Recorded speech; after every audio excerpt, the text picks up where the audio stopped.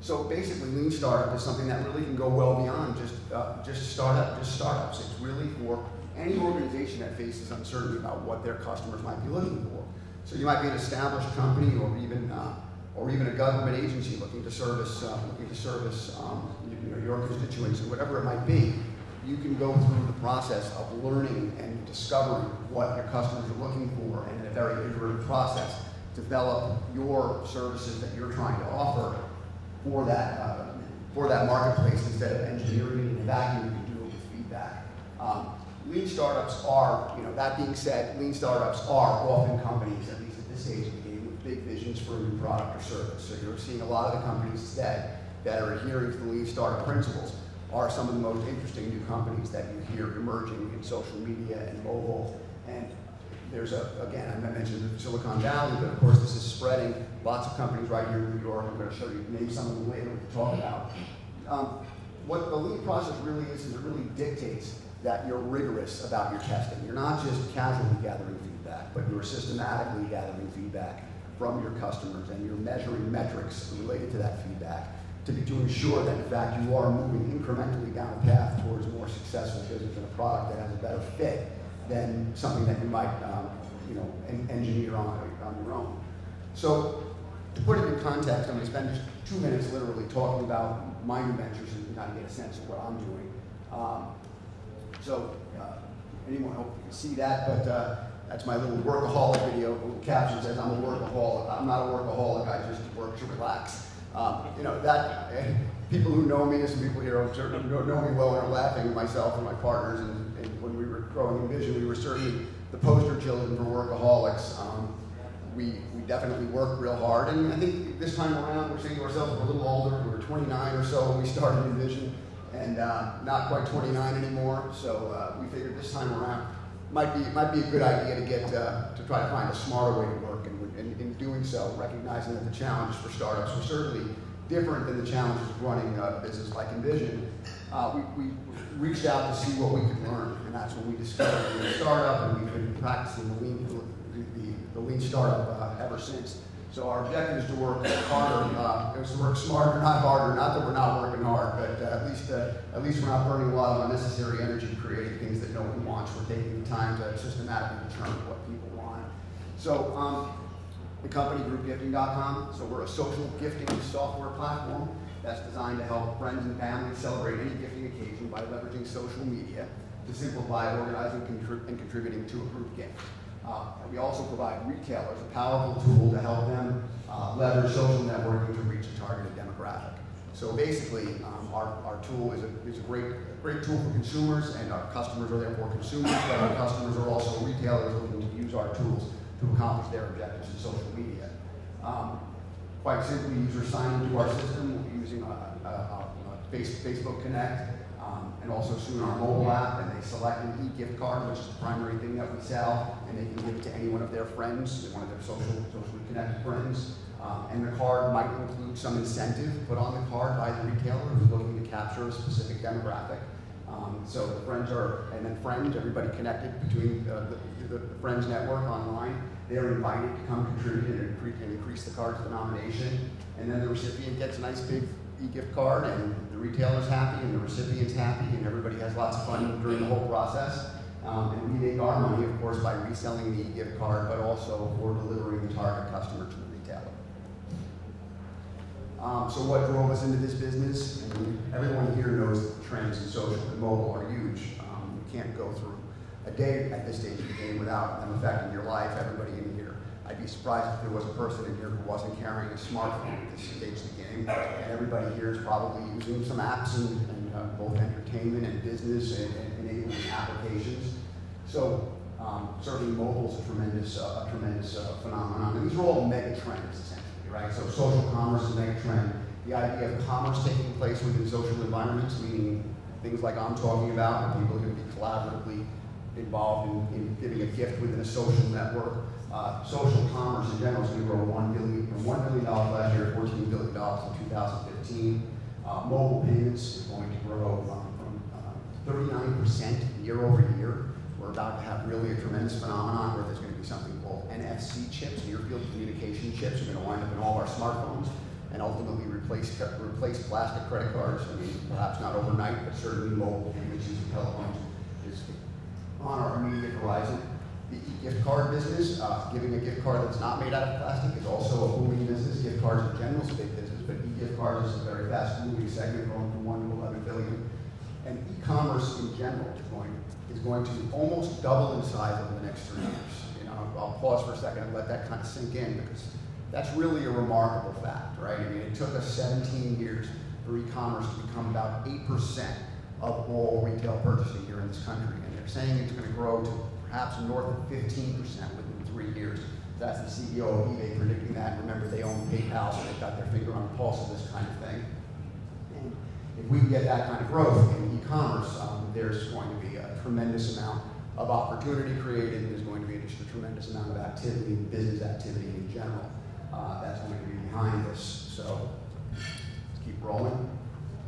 All right, so that's enough about what I'm doing and what got me into that business. I'm going to get into sort of the fundamental aspects of how you become a lean startup. And this is something called the Business Model Canvas out of the books, Business Model Generations by Alex Osterwalder. And it was the book that was in the center on my first slide.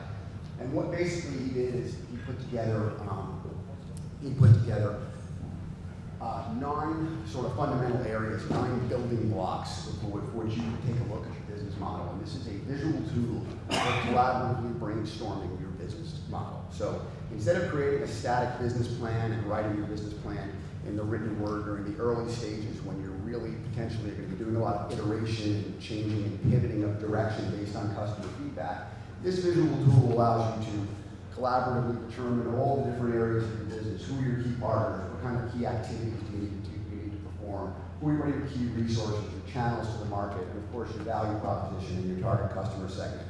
And the idea is that you create a dynamic model. And you know, here's what one might have looked like for Apple, for instance. So you know, you come in there, and you know, obviously their key partners, the record companies, and the OEMs, and their key activities were obviously building the hardware and the software development and their channels, retail stores, and Apple.com, the Apple stores, and excuse me, in their revenues, large hardware revenues and some music revenues.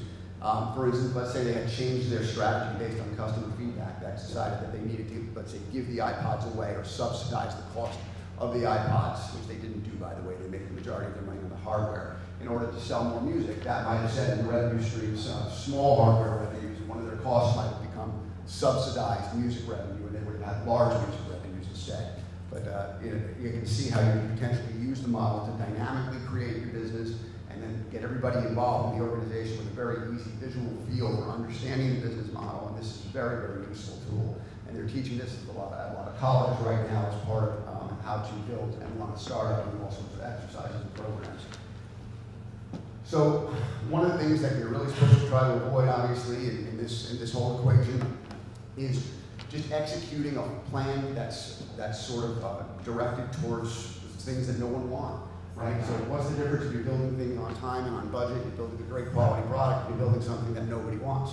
And that certainly is a possibility, right? I mean, you always can be completely off course if you're not getting the feedback. So achieving failure, successfully executing a bad plan is what these books are trying to keep you from doing.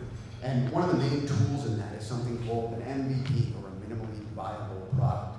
I don't know if you've heard this term yet, but you may hear it again. You might hear it again soon, because it's really one of the main terms used by lean startups. This word is flying around our office several times a day, because we're constantly begging the question: is this the minimally viable way for us to get this particular aspect of the project completed, or is there a leaner, faster way for us to accomplish our objective without having to put more development time into things, more effort into it?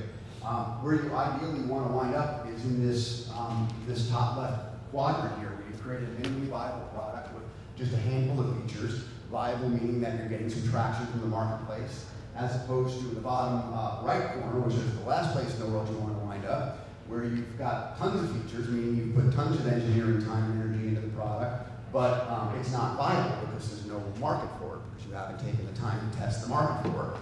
So just a nice simple way to take a look at the concept of minimally viable. A great story from Eric Ries's company where he had the epiphany that he better figure this stuff out. he actually looks to Steve Blank in one of the other books, 4 Steps to Epiphany, to help him figure it out. He built a very interesting company. These wonderful stats you see of here with 50 million users, this wasn't the case at one point. When they were building the company, they had no users. And they actually got to the point after a couple of years worth of work, they only had a few $100s and then a few $1,000s a month worth of revenue. And they were scratching their heads because they didn't know what they had done wrong. They built this fantastic, incredible product with these little avatars that were part of this whole instant messaging environment. And it was a very technically sophisticated product. They had gone out and they'd done integration with all of the other instant messaging systems. So you could import your friends from AOL and MSN Messenger, and they put a whole year worth of development work into doing that. And then finally, when they decided they needed to get out of the building and talk to some customers, they tell a story in the book where she brings in a 17-year-old girl and she's playing with the system and she seems to like it. And they say, okay, you like the system? Okay, great. Well, okay, now bring your friends in. And she said, well, I don't know if I want to bring my friends in. She's like, for one, I don't really know if this is cool yet. And two, I'm not sure I want to bring my existing friends in to use this system. They had gone under the assumption that that no one would want yet another instant messaging system. But what they learned from the 17-year-old girl is that she already had 7 or 8 instant messaging platforms that she worked on. She had BlackBerry messaging. She didn't care about adding another system. So she had no problem doing that. And what they ultimately learned is that the system wasn't for chatting with existing friends. It was a system that people wanted to use to meet new friends. And that complete that missing the boat cost them an entire year worth of engineering and development. And had they just done a little bit of market research and market research really the wrong word, had they just gotten a little bit of customer feedback and got out of the building a little earlier in the process, they would have realized that and saved themselves a fortune. Ultimately, they grew to several $1 million a month worth of revenue at the stage they came. They're a very successful company.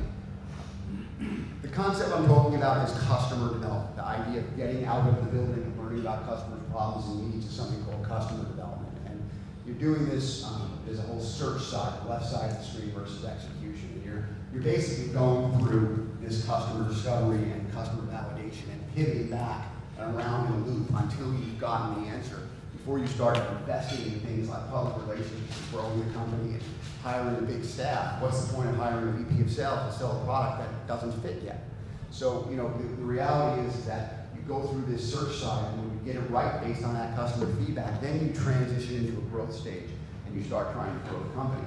So, customer development in comparison to what? So the bottom of the screen is customer development, top of the screen is product development. Customer development as opposed to product development. So at the top is what most of us through our business careers have been involved in, right? You have a concept or a business plan, you do some product development, you do some alpha beta testing, and you launch it, right? That's what you do. But the problem is, where's the customer's feedback? Even if you have the best idea in the world, might it have been better if you got a little bit of customer feedback? So to do product development is typically something that's done pretty much in a vacuum, where it's kind of too late by the time you get the customer feedback. And if you're a couple of degrees off the mark, even the most subtle differences between what the market wants and what you're providing can be the difference between success and failure. So when you look at the bottom of the screen, customer discovery and customer validation, and back around that loop, and you don't exit that loop and get into the next phase of building your business until you've got some validation. So you stop selling, you start listening, you're testing your hypothesis, and you're doing continuous discovery.